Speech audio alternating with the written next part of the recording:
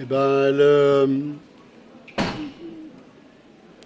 elle s'est fait vacciner 2 fois parce qu'elle a entendu les mainstream, elle a entendu les labos pharmaceutiques, elle a entendu tous ces salopards. Pour moi, ce sont des salopards. Elle l'a fait. Et après la deuxième dose Pfizer, m'a fait décéder d'une embolie pulmonaire. Oh mon Dieu. Voilà, 42 ans. Donc, tout son travail qu'elle a voulu faire pour protéger les autres, ben, son diplôme, elle ne l'aura jamais eu. Puis voilà. Et Je moi, comprends. depuis lors, j'ai créé le premier collectif Action 200 en Belgique, tout seul au début, tout seul. Je suis allé à Aix-en-Provence voir Vérité France, Sonia Gilbert et Michel Musso à l'époque. Et on a discuté, et puis on m'a dit oui, tu peux créer quelque chose en Belgique. Et j'ai commencé tout seul, tout seul. Et maintenant, on est presque 3000 membres dans le collectif Action 200 en Belgique. Et nous nous déplaçons partout. Nous avons notre porte-parole qui est ici, euh, Laurence Paternoster, qui est là. Quand il y a des trajets très importants, c'est elle qui y va. On est allé représenter les collectifs à Padoue, à Vienne, avec d'autres, quoi. Et nous, on essaie d'aller partout. Quand on a besoin de nous, on est là. Et quand les autres collectifs viennent en Belgique, parce qu'on leur a demandé de venir, ben, ils viennent. Voilà. Voilà. Ils sont tous là. Hein. On est devenu une grande famille. Voilà, c'est tout. Et voilà. Je t'ai enregistré. Ah oui, c'est gentil. Et je représente aussi aujourd'hui, surtout demain, parce que demain je vais passer à l'auditoire, parce que j'ai 10 minutes pour parler de Pinocchio de France, une toute nouvelle une association de Rodolphe de Terre qui a perdu sa maman, qu'on a assassiné sa maman au CHU d'Amiens. Elle a eu 8 doses de tramadol. Voilà. Et il se bat depuis 5 ans pour avoir la vérité. Et ici, il y a une semaine, il vient de perdre son papa, qui est allé retrouver sa maman. Donc il veut venir aujourd'hui, il veut venir parler demain. Et moi, je vais proposer ce que tu veux comme je suis là, parce qu'il fait partie de notre collectif belge aussi. Hein. Il est modérateur du collectif. Et il m'a dit, ben oui, alors il m'a envoyé le texte. Je me suis battu un petit peu avec Muriel, une des organisatrices ici, pour lui prendre au moins 10 minutes de parole demain. Elle m'a dit, Marc, il n'y a pas de problème. D'ailleurs, c'est pour ça qu'elle m'a mis ça, le petit batch là. Hein, petit batch. Et je parlerai demain pour Rodolphe et son association Pinocchio Hauts-de-France. Voilà. Et le 28 février, il organise encore une fois un mémorial devant le CHU à la Rotonde. Il y a une énorme place devant le CHU. Je serai présent aussi avec le collectif Action 200 Belgique. C'est comme ça qu'on va faire bouger les choses. Si on ne fait pas ça, on reste dans son coin et c'est terminé. Il faut que les gens parlent, il faut que les gens discutent, il faut communiquer, fédérer ensemble. Je n'arrête pas de le dire. Mais je sais très bien qu'il y a aussi des tensions dans la résistance. Des gens qui ne peuvent pas comprendre certaines choses. Je ne citerai pas les noms, j'en connais énormément. Mais moi je dis toujours, notre collectif Action 200 Belgique est au-dessus des guéguerres intestines, des guéguerres de bac à sable, que j'appelle ça des petites conneries. Oui, moi j'avais été le premier. Oh, non, non, non.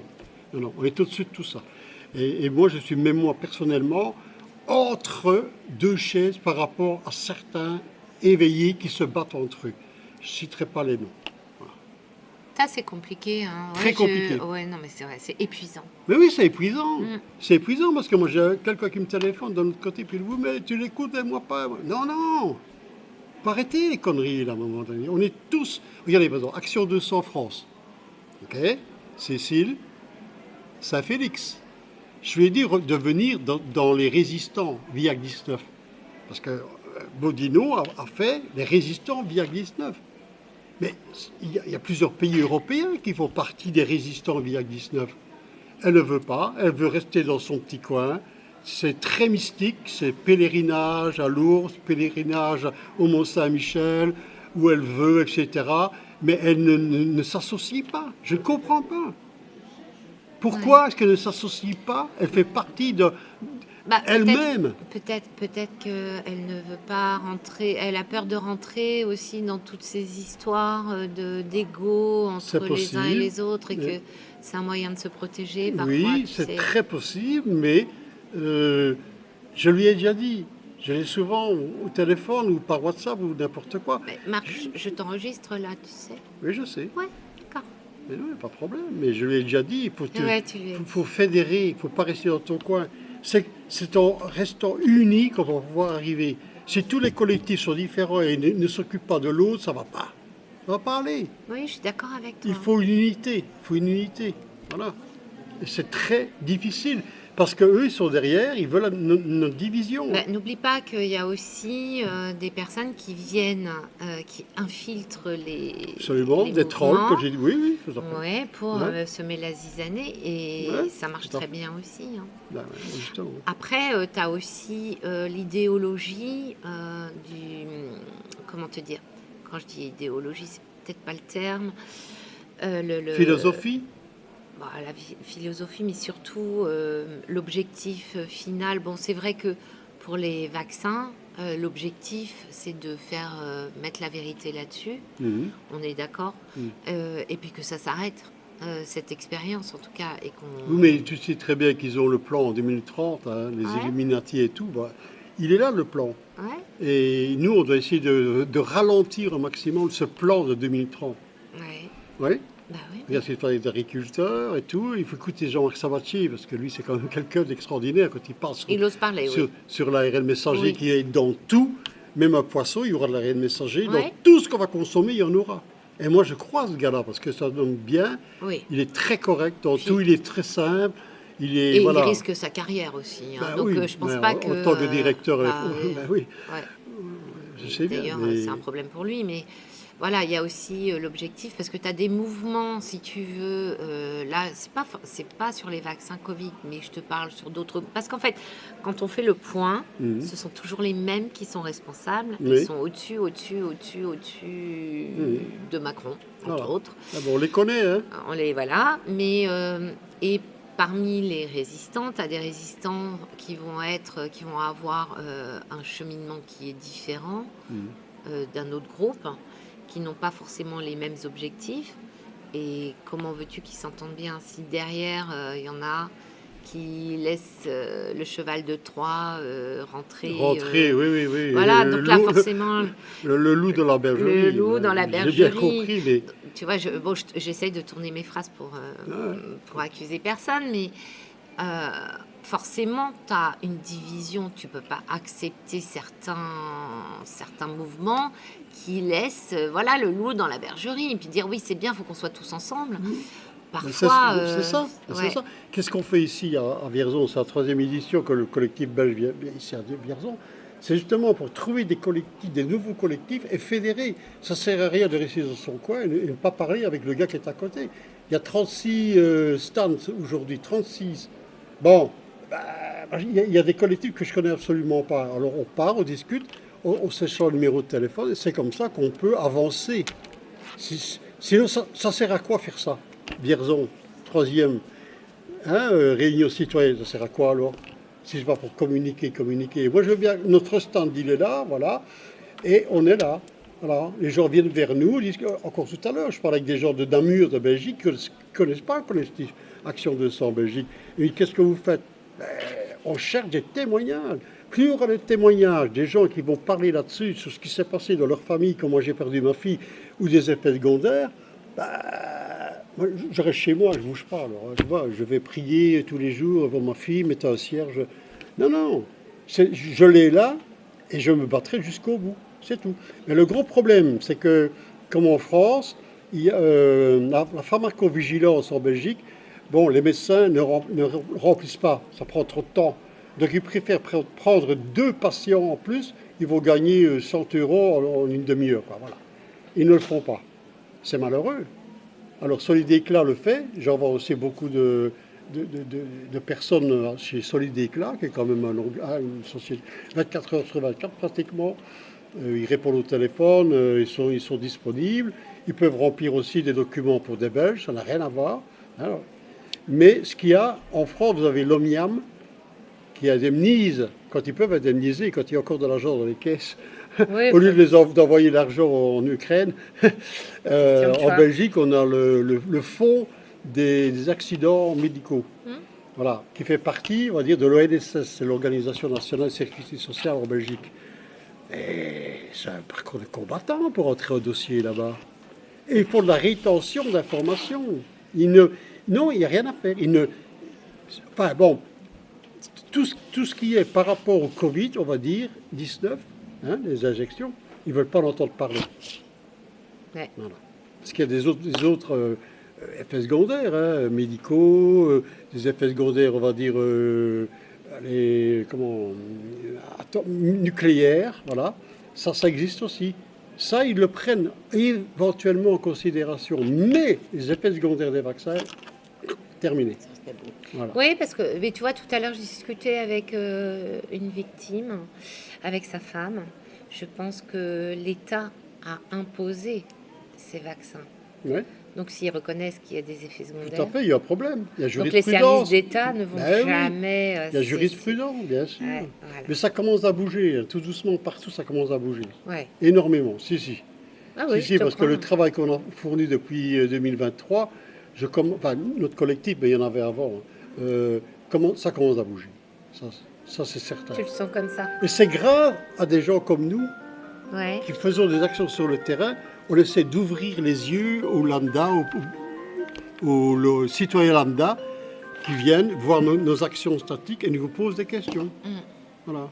Et je sais très bien qu'aussi, il y a eu énormément, excusez-moi le terme, des divorces, parce qu'il y a des gens qui étaient pro-vax, d'autres anti-vax, mariés, et les enfants sont au milieu de tout ça. C'est la vérité. Ouais, moi, j'en ai connu. Hein. Voilà. Oui, c'est mon téléphone qui sonne, mais je peux pas répondre, hein, tant pis. On va l'entendre. Oui, bah, c'est pas grave. Mais c'est vrai, tu as raison. C'est un déchirement au niveau. Un déchirement, et ça, c'était voulu par l'État profond. Bah, bien sûr. Ouais. Je n'arrêterai jamais de le dire. L'État profond, Klaus Schwab et compagnie, le WEF et tout. Quand je vois que notre roi fait partie de Bilderberg et fait partie du WEF, vous avez compris. Le roi belge actuellement. Hein. Ouais. Voilà. Ouais, mais compris, ils sont tous... Ils sont tous dedans, ils trempent. Tiens, vas-y. Tiens, voilà, je suis avec une nouvelle assistante qui vient m'aider. Ouais, c'est sympa. Je vais, puis, alors, comme, et en plus, l'assistante a un très beau sourire. Vous êtes très jolie. T'as vu, hein, je suis bien entourée. J'ai vu, hein. Je suis bien entourée. Non, mais voilà. Ah, puis j'arrive pas à couper. Bon, bah, je vais couper à la... Et vous êtes témoin que j'appuie sur le bouton. C'est ta maman. Oui, bah, c'est pas grave. Tu vois, t'as une croix, moi aussi j'ai une croix. Ah bah oui. Oui. Ouais. Toi, c'est les Templiers, toi. Templiers qu'on a dit que c'était des francs-maçons. Oui, mais alors... ouais. C'est un autre débat. Hein. C'est un autre débat, tu vois. Alors, si on commence à rentrer là-dedans... On n'en finit pas. Ouais. Bon, et l'association, alors, que tu vas présenter demain. Ah, l'association que je vais présenter demain pour Rodolphe de Thèves, qui a malheureusement perdu sa maman assassinée. Je vais un peu expliquer sur l'euthanasie, ce qui s'est passé réellement dans les EHPAD, dans les cliniques et les hôpitaux, malgré que le Sénat français a rejeté l'euthanasie. Oui, enfin, ils vont modifier. Modifier. Oui, mais attends, à 10 voix. Mais ça va repasser au Parlement, et puis ça va être bien entendu accepté. Non, mais ils vont retirer de ligne. Ben voilà, tout à fait. Voilà. Ben voilà, mais non, moi je suis là pour lui parce que c'est devenu un ami très proche. Et donc, son association, ce sera quoi en fait? C'est quoi? Elle existe déjà, cette association? Oui, il a créé l'association Pinocchio Hauts-de-France. Ok.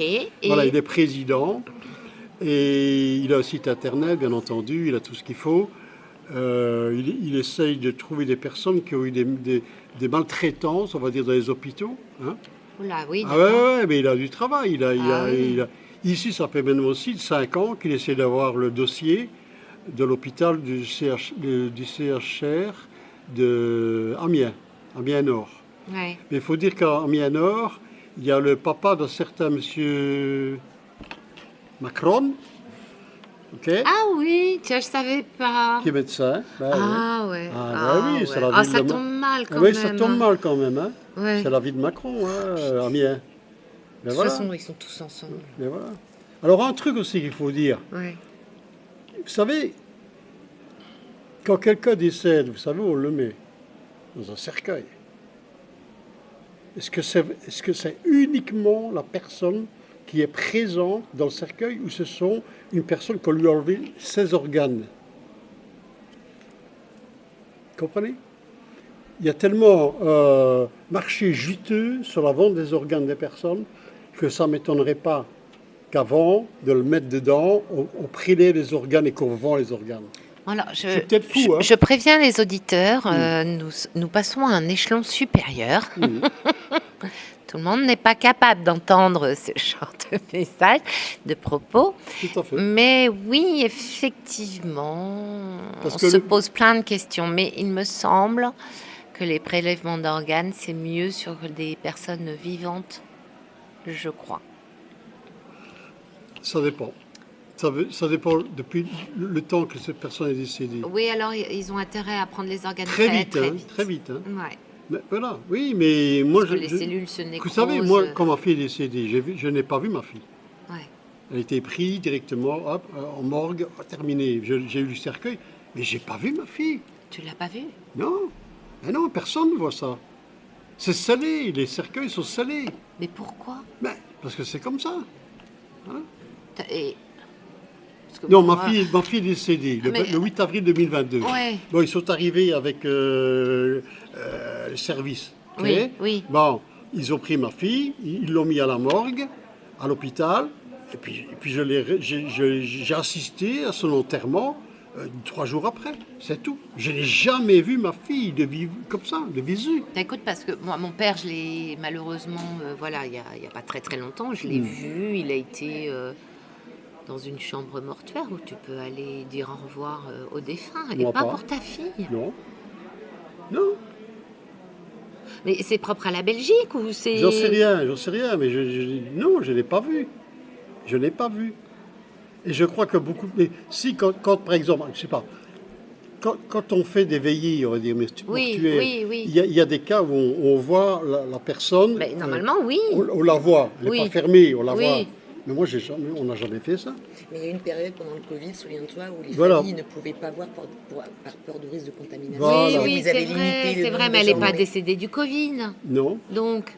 Non, parce que ça s'appliquait pour les gens qui étaient décédés du Covid, enfin, qui étaient soi-disant, qui étaient étiquetés Covid. Covid. Elle leur donnait beaucoup de pognon parce qu'on mettait la... bah oui, on mettait l'étiquette Covid, hop là, 500 balles, je crois, je ne sais plus combien il coûte. 500 euros.